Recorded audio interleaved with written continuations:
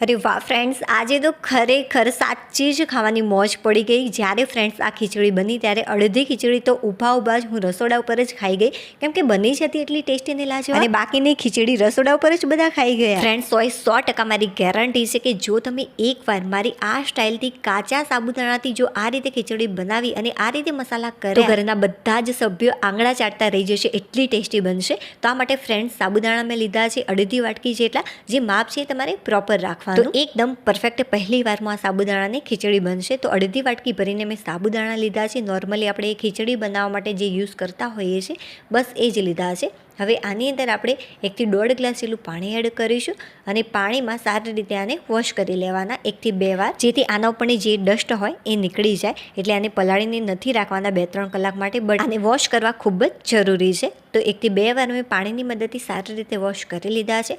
હવે ફ્રેન્ડ્સ મેં શું કર્યું, એક વાટકી લીધી, જે વાટકીની મદદથી સાબુદાણા લીધા છે બસ એ જ વાટકી.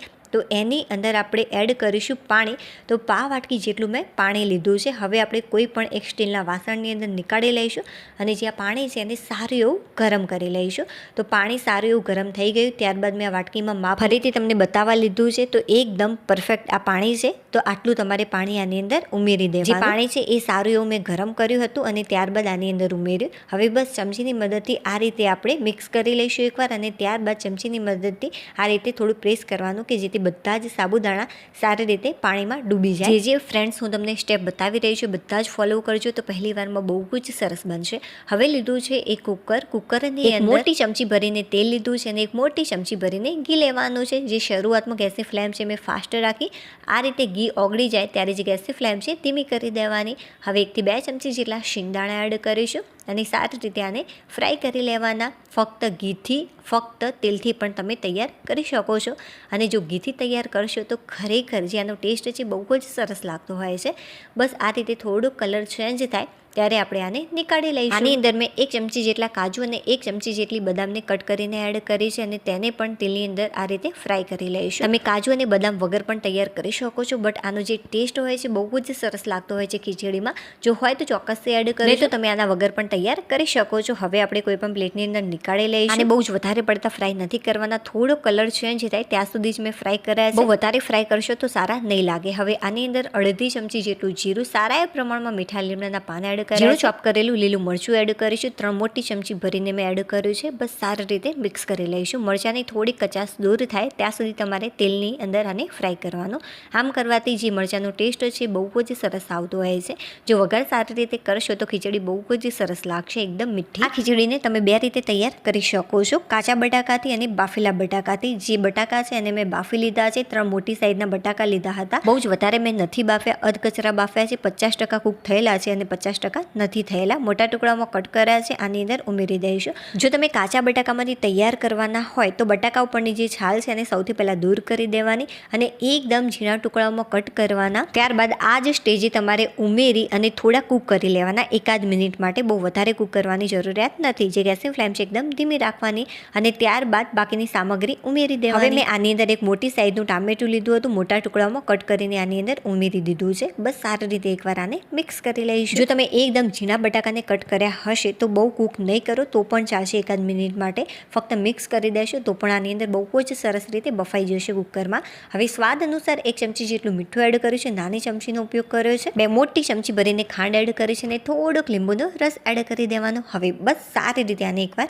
મિક્સ કરી લેવાનું. તમે આ ખીચડીને 2 રીતે તૈયાર કરી શકો છો, વ્હાઈટ અને બીજી છે યલો કલર. સૌથી પહેલાં અત્યારે આપણે વ્હાઈટ કલરની ખીચડી બનાવીશું અને ત્યારબાદ ફ્રેન્ડ્સ મેં આની અંદર થોડીક હળદર એડ કરી. ત્યારે આનો કલર કેવો બને છે એ પણ હું તમને લાસ્ટમાં બતાવું. તો બસ સારી રીતે મેં મસાલાને મિક્સ કરી લીધા છે. આની અંદર ખાંડ અને લીંબુનો રસ એડ કરવાથી બહુ જ સરસ લાગે છે.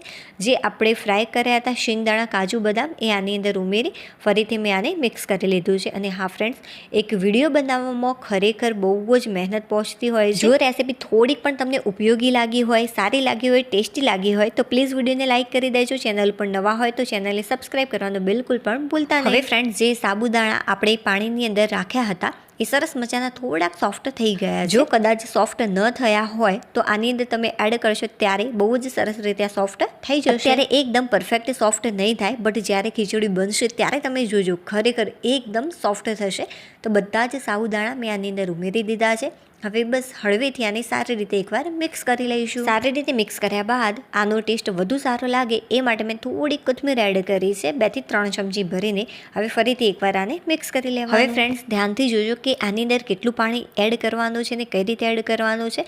તો આની અંદર મેં પા વાટકી જેટલું પાણી એડ કર્યું છે. બસ આ રીતે કુકરને તમારે હળવેથી હલાવવાનું છે, બટ કણચીની મદદથી નહીં હલાવવાનું, આ રીતે હલાવી દેવાનું. હવે ઢાંકણ બંધ કરી કઈ રીતે કૂક કરવાનું છે એ પણ ખાસ ધ્યાનથી જોઈ લેજો. જે ગેસની ફ્લેમ છે તમારે એકદમ ધીમી રાખવાની અને ધીમા તાપે ફક્ત વરાળ ભરાય બસ એટલું જ તમારે કૂક કરવાનું છે. આની અંદર આપણે વિસલ બિલકુલ પણ નથી વગાડવાની. જો વિસલ વગાડી દેશો તો કદાચ એ નીચેથી દાજી જશે, એટલા માટે કેમ કે જે સાબુદાણા છે એ ચીકાસ પડતા હોય છે. તરત જ તમારે કુકરને નથી ખોલવાનું, બધી જ વરાળ નીકળી જાય ત્યારબાદ જ કુકર ખોલવાનું. આમ કરવાથી જે સાબુદાણાની ખીચડી છે એ ખરેખર બહુ જ સરસ બનશે. એક સાબુદાણો પરફેક્ટ રીતે કૂક પણ થઈ જશે.